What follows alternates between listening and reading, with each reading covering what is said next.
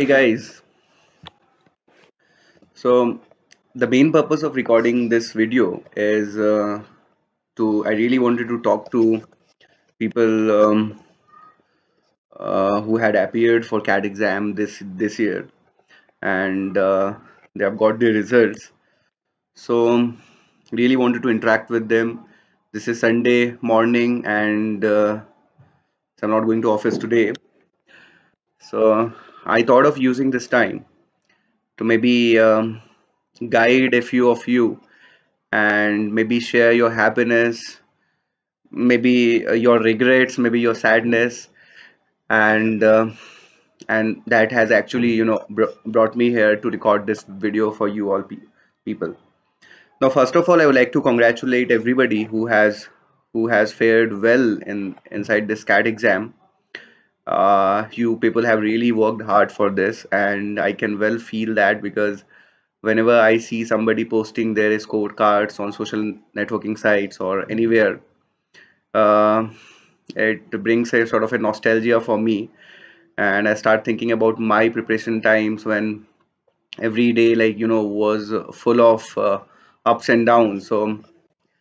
So one time of the day, like, I was quite excited. Oh my God, I've got this much number in the mock test, and the next time, like after 3 or 4 hours, when I appear for another mock test, I'm like, oh, so I've got lesser this time. So life is all about that. Like, life is a wave which is made up of crest and troughs, and but the point is that isn't it, that is what makes it very much interesting. So if there were no crests, there were no troughs, right?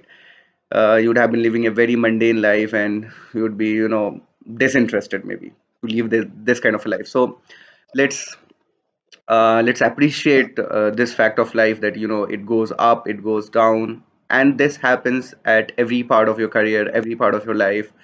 Even if you get into uh, the holy trinity, that is Ahmedabad, Bangalore, or Calcutta, you get into the top 10 B schools, right? um, you get into the top B schools inside the world also, right? Once you come into your professional life, right, this again happens over there as well, right? Some days you'll feel very much confident about the work that you are doing, and on the other day, right, you'll be quite depressed, you'll be quite frustrated, you would start feeling that you're not that much productive enough for the company and for yourself as well. So this goes on, right? So people who have performed really well, congratulations to them. You people have done right, really have made me proud, right? And I seriously become proud of the success of others, because um that makes me feel proud of the fact that we all people are all trying to spread positivity around us, and success in a way brings positivity for 100 more people who are attached to you. So success has a very important role to play, isn't it? Even for those people who are failing, like suppose a person gets successful because of his hard work, that actually motivates hundreds of people who are around you, to work hard to improve upon their skill sets, and come out victorious in maybe in the next exam in which they're going to appear. Now, this video is especially for people who have not fared so well, or who have not got marks, right, or who have not got percentiles which they expected. So let me tell you, uh, I have a number of people in my batch, right, or maybe before my batch, right, who have done really well in CAT, and but were not able to do well in their first attempt or second attempt or in the third attempt. And there are many people, right, who have done exceptionally well inside their fourth attempt or maybe fifth attempt, right? And there were people who had left their jobs, right? And there were people who were struggling a lot with their life, right, when they were actually preparing for CAT. So let me tell you a small story over here. So that story is very much is actually my story, right? So it may not be that much big, but yeah, it actually mattered to me a lot while I was preparing for CAT. So after my engineering, obviously I went for a job, and started doing it with all my hearts out. And but there was always a constant, thing inside my mind, right? I have to do an MBA from a good Premier B school, and was not getting time right while I was working, and used to take out 1 hour 2 hours, tried to take out 1 or 2 hours every day, and was becoming very difficult, and I switched my job again to find out that it's not that easy to take out hours, like to prepare for exams, like which involve a lot of competition. So there are people like who had prepared along with their job and who were able to manage their time properly, but then there were also people like me, like who were not able to take out time, right, and who were not able to manage their time that well that they can actually crack exams like cat. um, Later on, like after 2 years of working, approximately 2 years of working, I joined a company, right, where I could actually find out an ample amount of time for preparing for cat. Started, so I had given my first attempt while I was in fourth year of engineering, and I had just ended with my percentile in 60s. So, and let me tell you, I had prepared, right, I had prepared, and I had given around 2 to 3 hours every week for this preparation for around 4 months. So 60s, right, this was really bad, right. And I used to think that this exam just involves aptitude, this exam just involves some basic English or basic DI, and I could easily get a percentile in excess of 80 or 85, right, even if I am not that well prepared. But it didn't happen that way. So one thing we must understand over here is that it's not about the questions, it's not about the syllabus which is there, because there's no syllabus for cat at all. It's not about the content of the questions, it's more about the competition which you are facing, right. It's more about the people with whom you're actually competing to. The top 20,000 or the 30,000 of that population, isn't it, works really hard, and they have done really good in their life, right. They're intelligent people, and once I say intelligent people, intelligence is very much a function of your perseverance, your hard work, and how you see things in a better perspective, right. So similarly, right, every failure has to be seen from a good perspective, because let me tell you one thing, every failure has actually got seeds for a bigger success, and this is actually true. So once I got a percentile in 60s, I was shattered. I was like, yeah, this is not my cup of tea. Actually, I went for a job, right. I had got a campus placement, um it's a typical engineering kind of a job. uh, Many of you, right, working for companies will actually realize that. So next year, I had again joined one coaching institute, and started going there on weekends, Saturdays and Sundays, and started giving some bit of time in that. And I actually, gave cat took cat, and I got again the percentile was in 80s, and I was like, I'm given my best, but still I'm not able to get a percentile in excess of 90. Is there something wrong in me? Is there something bad?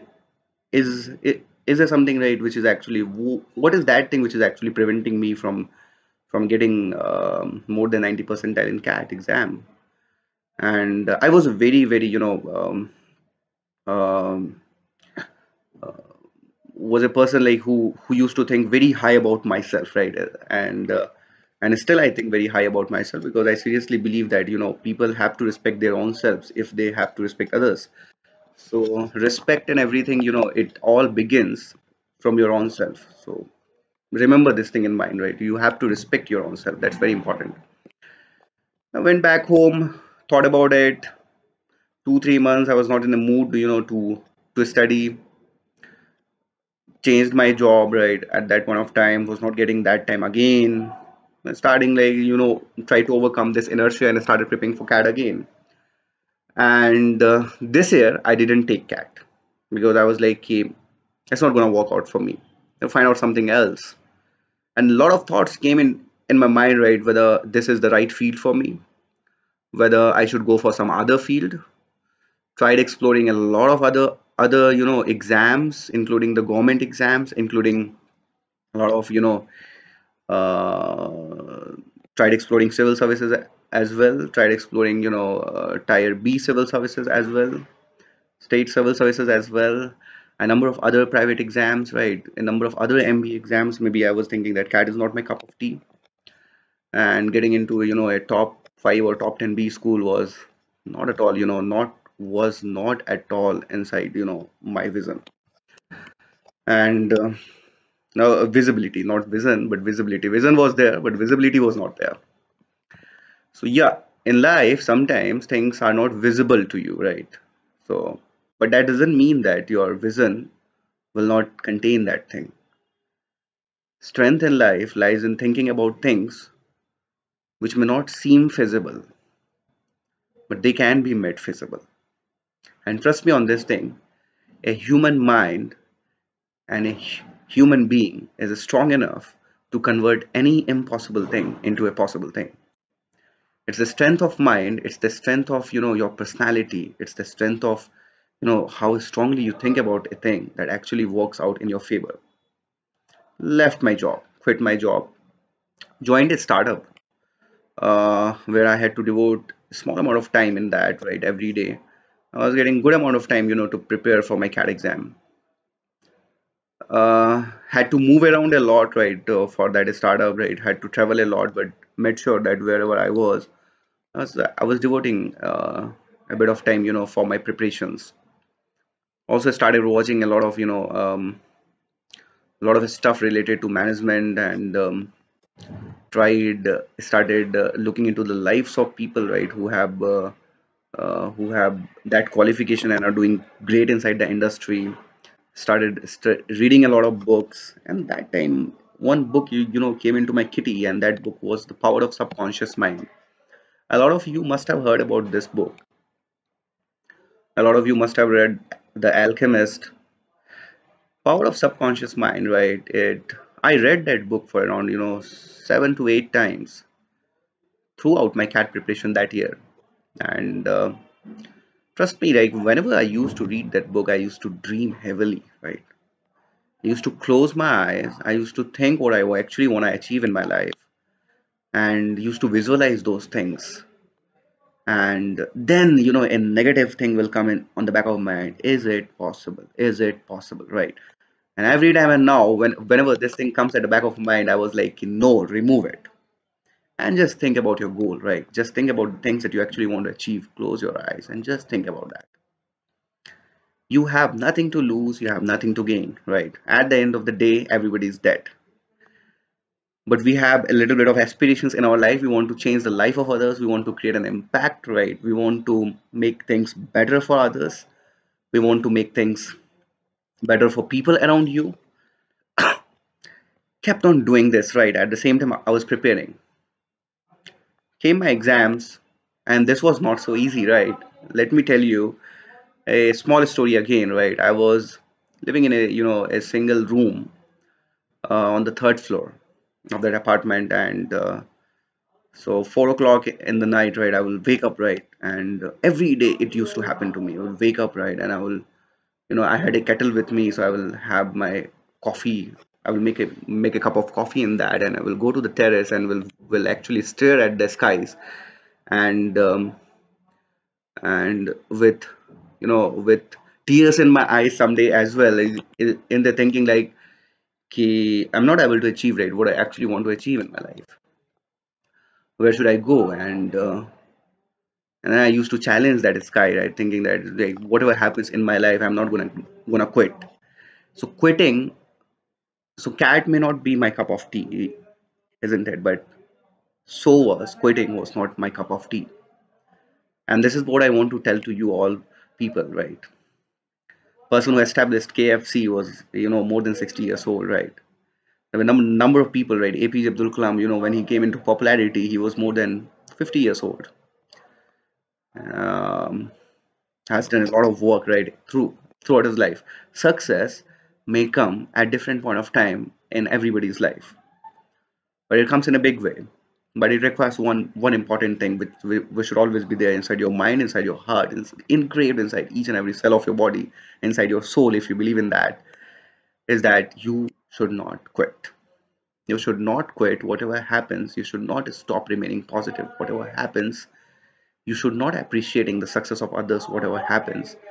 You should not stop appreciating, your basic existence. You should not stop appreciating the things which are happening around you. You should not stop appreciating the beauty of nature which is there around you. Go and look out into the sky and you'll see a lot of chaos happening all around there, but still everything, is properly being managed, right? So there is a management inside chaos as well.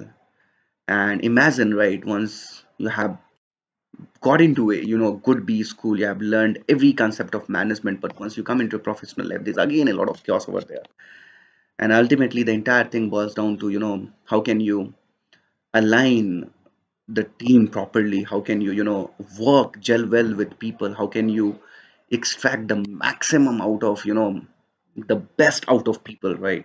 And best out of yourself as well. How can you, because your productivity will never go up unless or until the people around you are also aligned with you and are actually working with you. Came my CAD exam, did well, right? Got calls from almost all the good IIMs, got calls from FMS, got calls from Exila, right? I was astonished, right? The kind of a profile I had, right? I had flunked in around, five, six subjects inside graduation. Uh, Life was not that stable for me, even in my job life, right? And it was never at all stable, right? Everywhere, right? I was always thinking where to go, where not to go, and all those things. But still, right? Still, after 3 years, I am getting calls from this many IIMs. I'm getting calls from FMS. I'm getting calls from XLRI.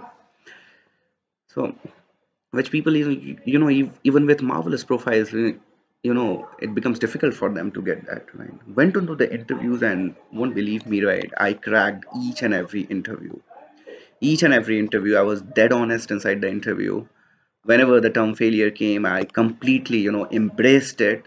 And I had become proud of my failures by that time. I was very proud of my failures by that time.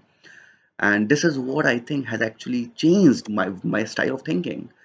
Like, I seriously, whenever I hear the word failure, it brings positivity to my mind. Yes, there is something hidden in that. There's something to learn from that, and there's something bigger, to achieve if there is a failure in life. Bigger impact to be made, right? And this is how I want you people to think about your life. Don't get disheartened. Don't think too much about, about the results. Think what we have to do now, right? Have nothing to lose, nothing to gain. At the end of the day, everybody is dead.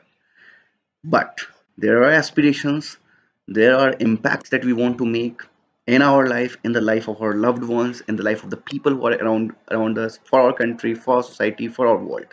And for that, two words are very important: perseverance and positivity. Keep this in your mind and remember one thing: you are never ever a loser till the time you start thinking that you are actually a loser. It's the thinking which makes all difference. Thank you.